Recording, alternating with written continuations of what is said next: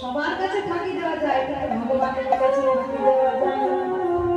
তো যেই না ভগবানের কাছে ফাঁকি দেওয়া যায় না, ভগবানের কাছে ধরা পড়ে গেছে, লক্ষ্মণকে বলতে ভাই একবার চেয়ে দেখো, যেই নারী আসছে এগিয়ে সেই নারী যে তোমার বউ, সেই নারী আমার জানকী নয়। ভালো করে চেয়ে দেখো, যেই নারী এগিয়ে আসছে সেই নারী ত্রিনয়ন আছে, কিন্তু আমার জানকী আমার সীতার ত্রিনয়ন নেই।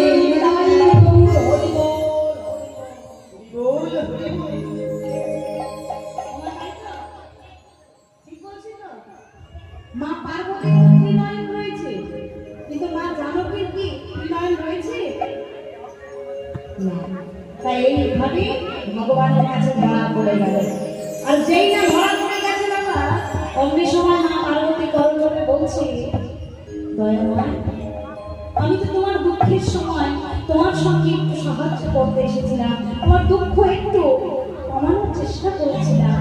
দয়াময় তুমি আমায় ক্ষমা করে দাও, আমি কি এই দুঃখের সময় তোমার পাশে দাঁড়াতে পারবো না? তখন রামচন্দ্র বলে, পার্বতী তোমার যখন মনে হয় যে আমার দুঃখের সময় তুমি আমার পাশে দাঁড়াবে, তবে আজ নয়, তুমি যদি সাহায্য করতেই ইচ্ছে হয়, তুমি যদি সাহায্য করতে পারো, তবে আজ নয় আগামী দাপর যুগে তুমি আমার রাধারানীর সঙ্গে যখন আমি মিলিত হব, তখন তুমি আমাকে সাহায্য করবে।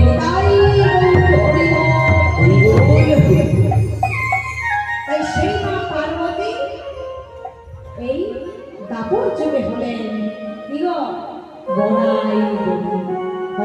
হরিবল আধ্যা শক্তি মহামায়া দেবী দুর্গা।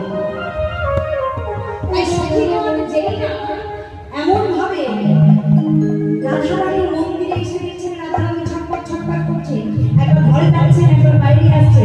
তখন সখীগণ মনে মনে ভাবলেন আর বিলম্ব করা ঠিক হবে না, এবার যে মা যোগমায়াকে স্মরণ করতে হবে। হরিবল তাই চলে মা আমরা সকলে মিলে করজোড়ে মা যোগমায়াকে স্মরণ করবো। হরিবল হরিবল।